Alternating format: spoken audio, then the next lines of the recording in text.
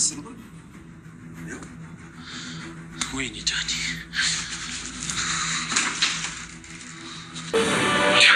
አንቺ ልታታልኝ ነው ንገሪኝ ልታታልኝ ነው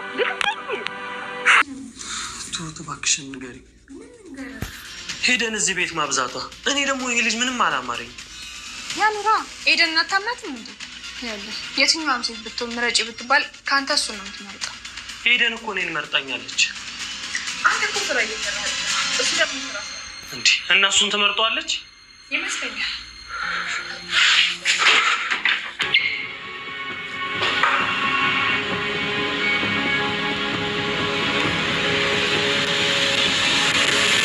አባባ ግን ይመቻቸው ለነገሩ ልጆቹ ሲያንሳቸው ነው ቲናና ዳኒ ተብየዋ ሲያንሳቸው ነው እዛ ክሩሲ ላይ ተቀምጠው ስንት ሲያሰቃያቸው ነበረ አሁን የእጃቸውን እያገኙ ነው ደመላሽ እውነትም ደመላሽ ቢሆኑ ጥሩ ነበር ሰላም አለይኩም ወራህመቱላሂ ወበረካቱሁ ድና የተከበራችሁ የቻናል ቤተሰቦች ሙስሊም ክርስቲያን ወገኖች በአለም ዳርቻ ያላችሁ ሰላም እያልኩኝ ለቤት አዲስ ሆናችሁ እንደተለመደው ሰብስክራይብ በማድረግ አበረታቱ ይደግፍ አድርጉ ላይክ ሼር ማድረጋችሁን እንዳትረሱ የትሁቴን ድራማ ይዤላችሁ መጥቻለሁ አብራችሁ ይቆዩ የትሁቴ ድራማ ሲጀምር እንግዲህ ዳኒ ተብየው በቃ ለወስዲ ነው 4 ሚሊዮን ብር በቃ በእጄ በኪሴ በፖርሳ ያጭቄ የማፈቅራት ልጅ አግብቼ ደንሼ በቃ እንዲሁ ሽርሽር ልበት አለው ብሎ በትልቁ ሲያልም እልሙ ጭልም ማለት አባባ ግን ምን ላይ በጣም ነው ያሳቁኝ ወይኔ አስባችሁታል 4 ሚሊዮን ብር አገኛለሁ ብዬ 10 ብር ሳገኝ ረብረህማን ጨለማ በሉት በቃ ምንም መብራትና ፀሐይ የሌለው ቤት ጨለማ ታጉሮ 24 ሰዓት መቆየት ወይ ከባድ ነው እና አባባ በዘዲያቸው 4 ሚሊዮን ብር ለመስጠት ለሞሰር ካሰብ ወረቀቱን አንሳ እድልህን ሞክር ብለውታል እሱም እንዳጋጣሚ ስቲል ሞክር በቃ ከሁለቱ ወረቀት 4 ሚሊዮን ካለ የሁለቱ አንዱ ይደርሰኛል ብሎ ሲያነሳ 10 ብር ደረሰው 10 ብሩ ሲደርስ ድንግጥ ነው ያለው እንዳለ ከው በቃ እንደ ባዶ ቅል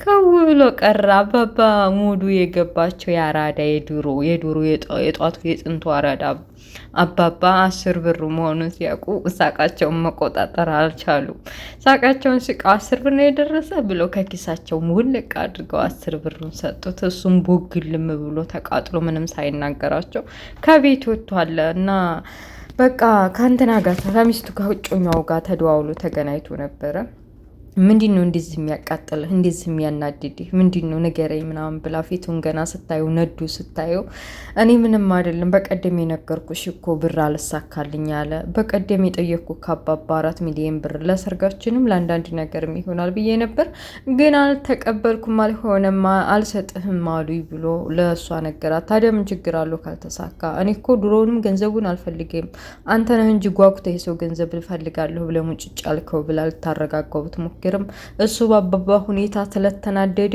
የሚናገረውን አላወቀ መረጋጋት አለብኝ ከዚህ በኋላ ጥለሽኝም ብትሄጂም የምትወስኒውን ውሳኔ አከብራለሁኝ እና የፈለግሽውን ወስኒ ብሎ ሲነግራት እንዲህ በቀላሉ ተስፋ ትቆርጣለህ እንዴ የሰው ብር ካላገኘህ ግዴታ የሰው ብር ማግኘት ምን ማለት ነው ደግሞ ሌላ ስራ ተሰርቶ ገንዘብ ይገኛል እኮ ምን ሆነህ ነው ብላ ብታባብለውም እሱ በቃ ትንሽ ረፍት ማድረግ ፈልጋለሁ ራሴን ማረጋጋት ፈልጋለሁ ተይ ብሎ ጥሏት ሄዷል እሷም በዚህ ሁኔታው ድንግጥ ብላ የሆነ የተፈጠረ ነገር አለ ብላ ከአባባ ጋር ተደዋውሎ ወደ ቤት ሄዳለች የተፈጠረውን ነገር ሁሉ አባባ ጠየቀቻቸው እና ምን ላድርግ ልጅ አንቺ ጥሩ ልጅ ነሽ ደግ ልጅ ነሽ ምን ላድርግ ብለሽ ነው 4 ሚሊዮን ብር የጠየቀኝ ስራ ለማይሰራ 4 ሚሊዮን ብር ሰጥቼ መቼ ሊመልስልኝ ነው ታውቂያለሽ ገንዘብ እንዲህ በቀላሉ አይገኝም ስንት ተለፍቶ ተደክሞ ላብ ነጭ ላብ ቸፍ ተደርጎ ነው ስለዚህ 4 ሚሊዮን ብር እንደለድ ያኒ ምንም አይነት ስራ ስለሌለው ውሽማውን አጋድሞ እንደፈለገ ዙሁ ቤት ለሚጫወትብኝ ወንድ እንዴት ብዬ ነው ለ4 ሚሊዮን ብር የምሰጠው ብለው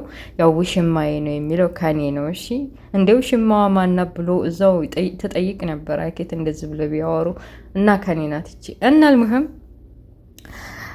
እንደዛ ብሎ በዛ ምክንያት ነው ገንዘቡን እና ደግሞ በድልና በጣርጌው ነበረ ወረቀቱ ላይ ጽፍ የድል የነሲብ የድሉ ጉዳይ ሆኖ 10 ብር ብቻ ነው ይወጣለት እና በዚህ ምክንያት ነው ያልተሰጠው ብለው አስረዷት። እሷም ደግሞ እውነት አለው ችግር የለውም መረዳውት አለው እሱ እኮ ዝም ብሎ ነው የሰው ገንዘብ የሚፈልገው ሰርታ እንለወጣለን ብዬው ነበር ብላ አረጋጋችሁ። በመጨረሻም ከዚች ከውሽማው ጋር ተደዋውሎ ከቲና ጋር ተብዬው የተፈጠረውን ነገር አስረዳት። ምን አይነት የተረገመ ሽማግሌ ነው ገንዘቡን እኮ ከለከለኝ ብሎ ቀጥል ብሎ በቀደም እሷ ቤቱን በራሷ ስም ተዘዋውሮልኛል ብላ የካርታውን በእጅ አስገብቻለሁ ብላ ካፈት ከደን ስትል ስታብዱ ጡልኝ ስትል የነበረው ስሜት አስባችሁታል? ቤቱ ካርታው ፎርጂድ ነው ስትባል እንዲህ ክው እንዳለች አናቷ ደረቀ። በቃ እንደዛ እንደሆነችው እሱም አሁን ብሩን ሲከለከል እንዴት እንደሆነ ስሜቱ ገባ ሆይ ብላ ጠየቀችው ማለት ነው። አዎ ገብቶኛል፣ የፈለግሽውን ውሳኔ ወስኒ፣ በሱም ላይ በካሊድም ላይ የፈለግሽውን በቤቱም ላይ የፈለግሽውን ውሳኔ ወስኒ፣ እኔ እከተልሻለሁ። በቃ በቅቶኛል፣ ተናድጃለሁ። አሁን 4 ሚሊዮኑን ብር አገኛለሁ ብዬ ብዙ አልሜ ነበር፣ ግን እሱ ከልክሎኛል ብሎ የፈለገችውን እንዲታረግ መንገድ ከፍቶላታል። ያኔ መንገድ አመቻችቶላታል። እረዳሻለሁ ማለት ነው። እንግዲህ ከዚህ ከችግር ከዚህ ከመዘዝ ይህን እየወጣ ነበር መጀመሪያ አካባቢ። አሁን ደግሞ ስለተናደደ መልሶ ሊዘፈቅ ነው መሰለኝ እና በቃ የፈለግሽውን አርጊ ብሎ አመቻችቶላታል። በመጨረሻ ቤት ከመጣ በኋላ ከካሊብ ጋር እየተጎሻሸሙ ባሽሙር እየተነጋገሩ ነበር። ምን ትላለህ?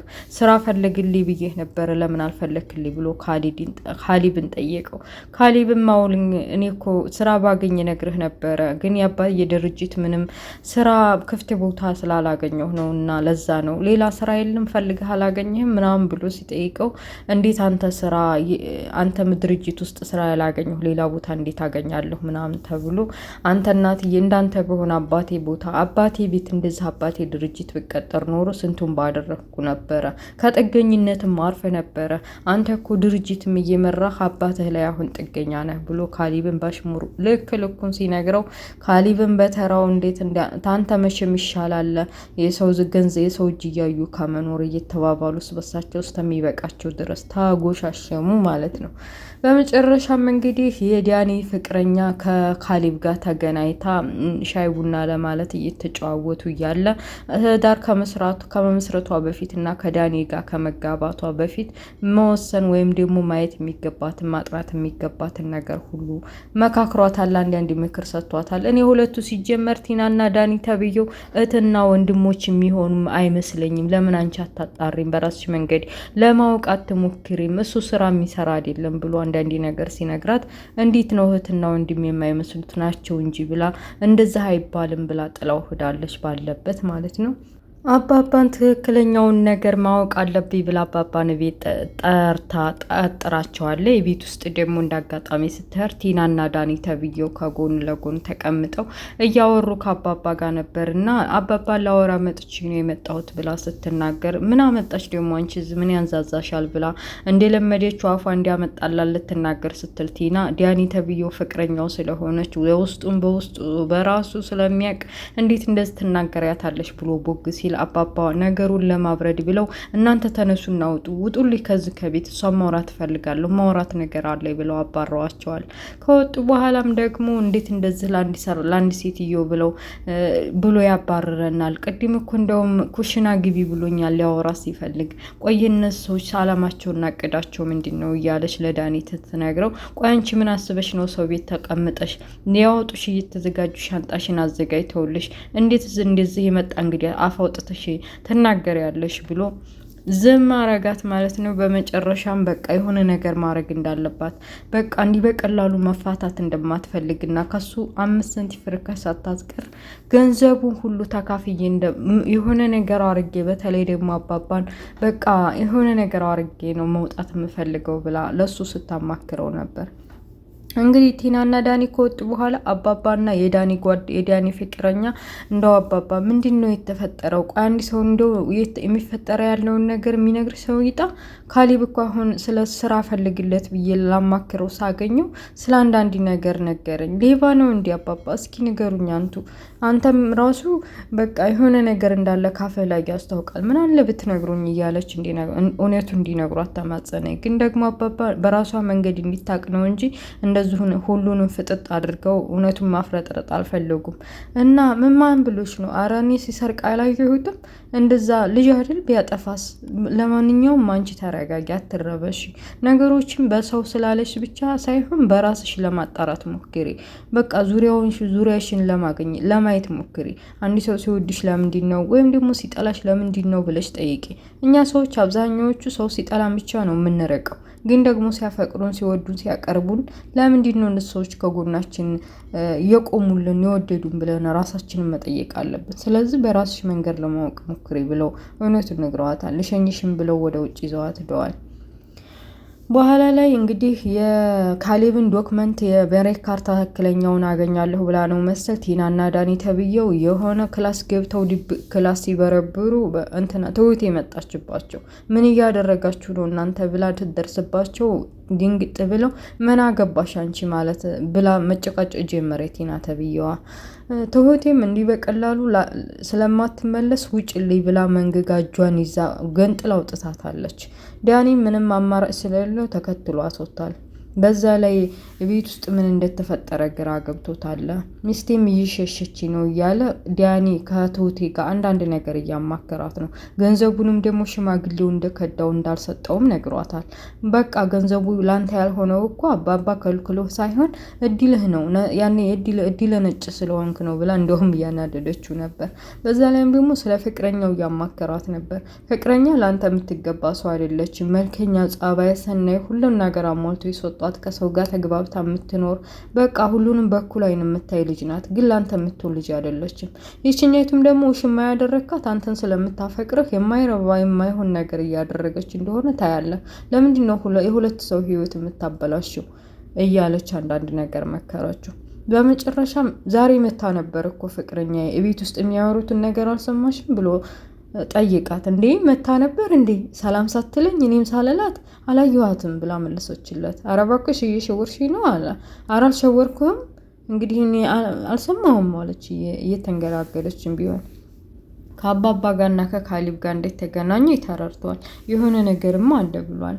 በቃ በተለይ አባባ ውጡልኝ ከዚህ ከቤት ብሎ ቲናና ዳኒን ሲያባረሩ ከካሊብ ጋር ፍቅረኛዬን አገናኝተው ሊድሩን ነው ማለት ነው ብሎ ማሰብ ጀምሯል። ዳኒ ተብየው የሆነ ነገር በቃ እሷን መጠየቅ አለብኝ ብሎ እየገሰገሰ ፍቅረኛውን ቀጥሮ በማታው አስፋልት ዳር ሲያገኛ ጉሮሮዋን አነቃት።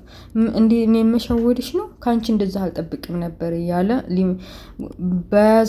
በቃ በቆመበት እዛው በጥፊ ደህና ልገዋለች። እኔ ምን አደረኩኝ? ታግሼበት ተቀመኩኝ? በቃ አንተ እንደዚህ ስለ ሰው ምን አገባን? ደሞስ ካሊብ ምን አደረገ? የፈለገውን በገዛ ቤቱ ቢያመጣ ምን አገባህ አንተ? እኔስ ምን አገባኝ? ደሞስ እንዴት ከካሊብ ጋር ትጠረጥረኛለህ? እያለች ምንጭቅ አድርጋ ጥለው ሆደች። በመጨረሻም ትሁቴ መጥቶ ምንድነው እዚህ ቤት እየተካሄደ ያለው አልሰማሽም? የሚሆነው ነገር በቃ ካሊብ እኮ ፍቅረኛዬን ለሱ ሊያረጋት አስቧል መሰለኝ አልሰማሽም ሲላት፣ እኔ አልሰማሁም ግን ደግሞ አሁን ባለችበት ሁኔታ ፍቅረኛ ካሊብን የምትመርጠው ይመስለኛል።